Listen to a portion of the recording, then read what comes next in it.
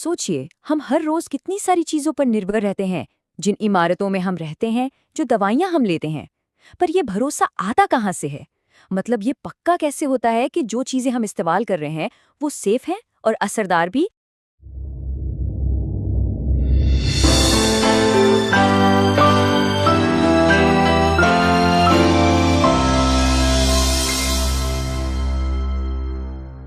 इसका जवाब है उन सिस्टम्स में जो पर्दे के पीछे काम करते हैं, जिनके बारे में हम ज्यादा सोचते भी नहीं।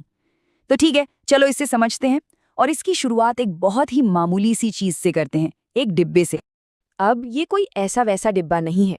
ये क्वालिटी कंट्रोल की दुनिया में पहला और बहुत ज़रूरी कदम है।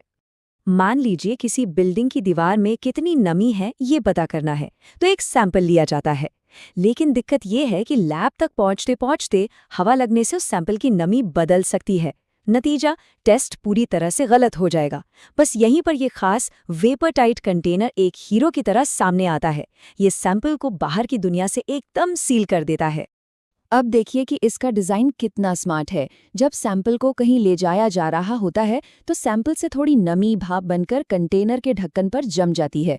किसी आम डिब्बे में तो ये नमी बेकार हो जाती, लेकिन यहाँ क्या होता है, लैब में ढक्कन को बड़ी चालाकी से कंटेनर के नीचे लगा दिया जाता है। फिर जब सैंपल को सुखाया जाता है तो ढक्कन पर जमी नमी भी भाप बन जाती है और उसे भी टोटल वजन में गिन लिया जाता है। मतलब कोई भी जानकारी खोती नहीं है, हर एक बूंद का हिसाब रखा जाता है। अब ये छोटी सी बात कितनी जरूरी हो सकती है? कुछ टेस्ट में ये देखा गया कि ढक्कन पर जमी नमी सैंपल की कुल नमी का 3.2% थी। मतलब सीधा सीधा समझें तो इस खास डिजाइन के बिना रिजल्ट 3.2% तक गलत हो सकता था। और यही छोटी छोटी सटीकता ही भरोसे की असली बुनियाद है। ठीक है, तो हमने एक सैंपल की बात की जो एक जगह से दूसरी जगह जा रहा है। अब जरा इसी सोच को आगे बढ़ाते हैं और देखते हैं कि जब कोई चीज एक ही जगह पर बनाने के प्रोसेस के दौरान बीच में रुकती है तब क्या होता है। तो इसके लिए एक प्रॉपर प्रोसेस होता है जिसे कहते हैं होल्ड टाइम स्टडी। ये एक तरह की साइंटिफिक जांच है जिससे ये पता लगाया जाता है कि किसी भी सामान को बनाने के अलग अलग स्टेप्स के बीच में कितनी देर तक सुरक्षित रखा जा सकता है बिना उसकी क्वालिटी खराब हुए। चलो एक दवा की गोली बनने का प्रोसेस देखते हैं। जो दानेदार पाउडर होता है उसे मिक्सर में बदलने से पहले 45 दिनों तक रखा जा सकता है।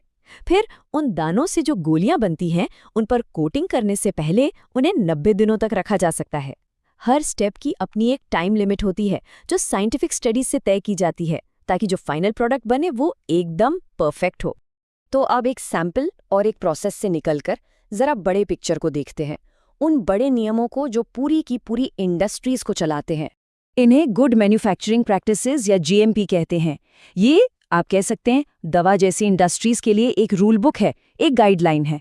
ये पक्का करती है कि हर बैच, हर प्रोडक्ट, हर बार एक ही हाई क्वालिटी स्टैंडर्ड से बने। और मजे की बात यह है कि ये सिर्फ नियम कानून फॉलो करने के लिए नहीं है। जैसा कि यूरोपियन मेडिसिन एजेंसी के इस कोर्ट में कहा गया है, असली मकसद तो बनाने वालों को उनके अपने प्रोसेस और प्रोडक्ट्स की गहरी समझ और कंट्रोल देना है। ये सिर्फ नियमों को मानने से कई आगे की बात है, ये अपने काम में माहिर होने के बारे में है। और हाँ, ये नियम कोई पत्थर की लकीर नहीं है, ये लगातार बदलते और बेहतर होते रहते हैं।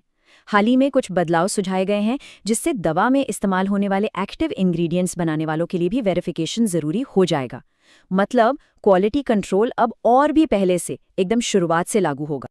अब इन्हीं नियमों के अंदर एक बहुत ही जरूरी फिलॉसफी छिपी है, और वो है कंटैमिनेशन, यानी किसी भी तरह की मिलावट या गंदगी को रोकने का तरीका। इसे कंटैमिनेशन कंट्रोल स्ट्रैटेजी या सीसीएस कहते हैं। ये सिर्फ कोई एक प्रोसेस नहीं है, बल्कि एक पूरी की पूरी स्ट्रैटेजी है जो पूरी फैक्ट्री पर लागू होती है। इसका मकसद ये नहीं है कि प्रॉब्लम होने पर उसे ठीक किया जाए, बल्कि ये है कि प्रॉब्लम होने ही न दी जाए। तो एक मजबूत सीसीएस में कई चीजें आती हैं।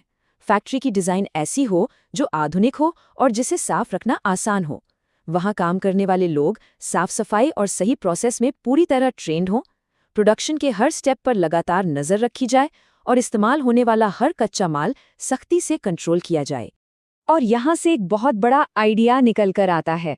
आजकल की गाइडलाइंस का एक मेन मकसद है कि जहां तक हो सके स्टेराइल यानी पूरी तरह से साफ सुथरे माहौल से इंसानों को दूर रखा जाए।